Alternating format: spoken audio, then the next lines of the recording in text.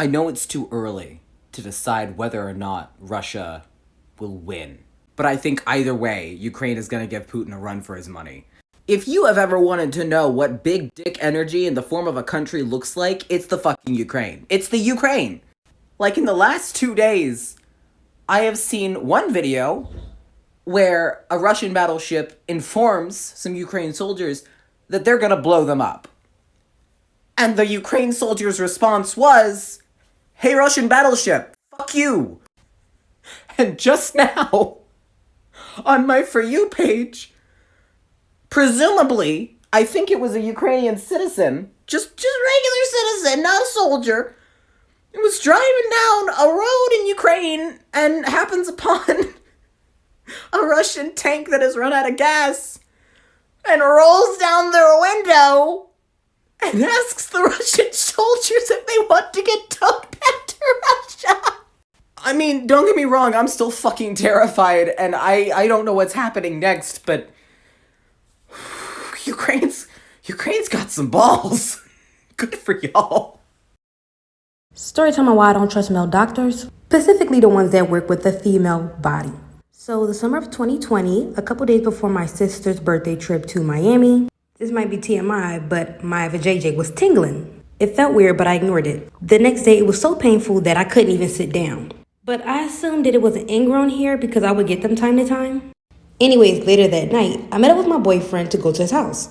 As we were walking, he noticed that I was limping. I, of course, told him my whole situation about what was going on down there. He said, the pain is hurting to the point where you're limping. You should head to the hospital. So we went to the hospital immediately so I could find out what was going on. So we went to the hospital immediately so we could find out what was going on. And there were times of that night my boyfriend assumed that I had some type of STD, which wasn't the case. When the first doctor saw me and checked me out, they were so confused what was going on, so they brought in a different doctor. And I'll get into what exactly that doctor did to my body in part 2. Part 2 on why I do not trust male doctors, specifically the ones that work with the female body.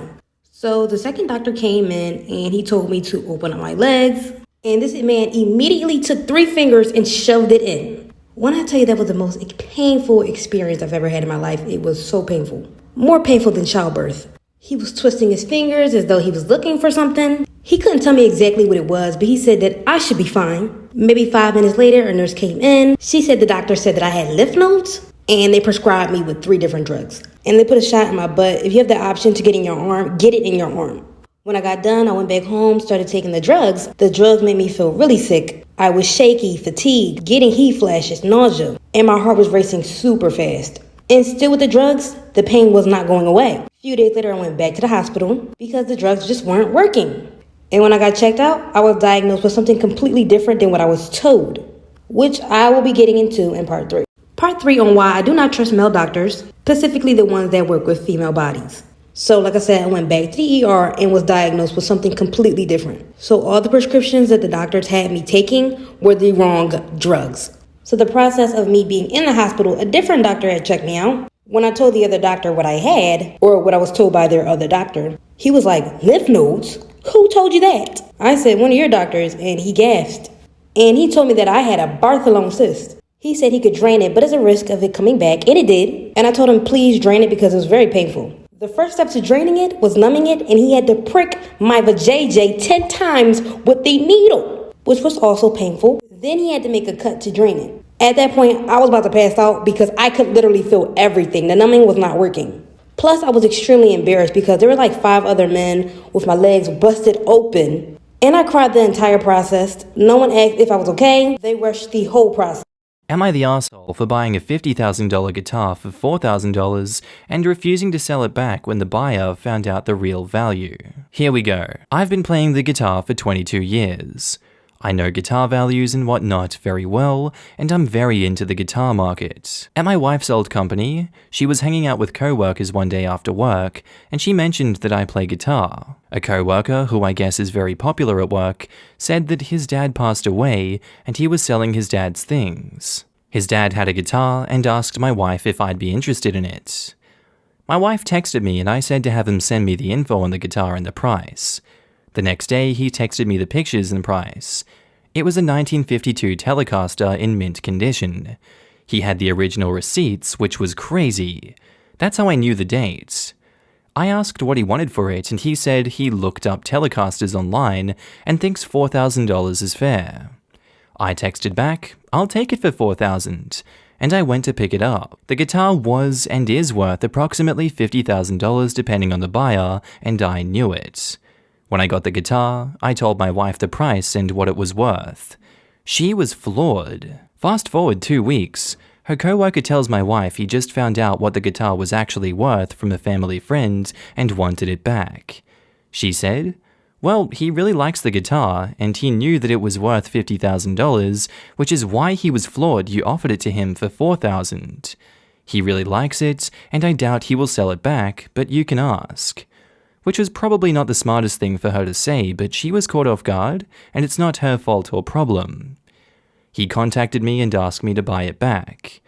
I said that it's not for sale. He then said that I scammed him and he was going to sue me and take my wife to HR for being a part of the scam, which was nuts, but he did actually contact HR.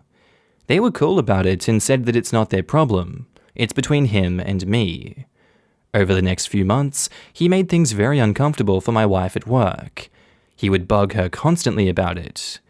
She eventually had to go to HR for harassment, and they actually let him go. She complained twice, and he was warned and didn't stop.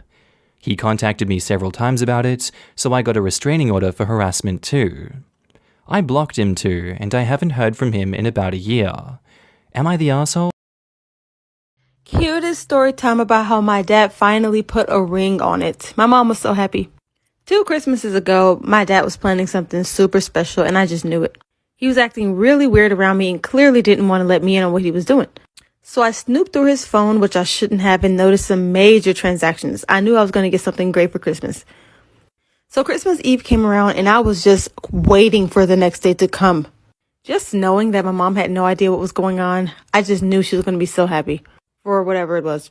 So Christmas comes around and my mom is cooking a big Christmas dinner for the 3 of us. So I go upstairs and I change into this nice red sexy dress. I put on my best makeup, heels, and everything. And as I'm walking downstairs, I see my dad on one knee. My mom was so excited, so she pulled out her camera and started to record me.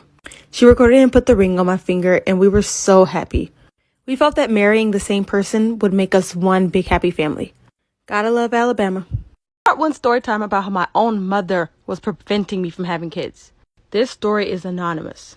Not gonna lie, in high school, your girl was kind of fast. My mom and I, we did not have the best relationship.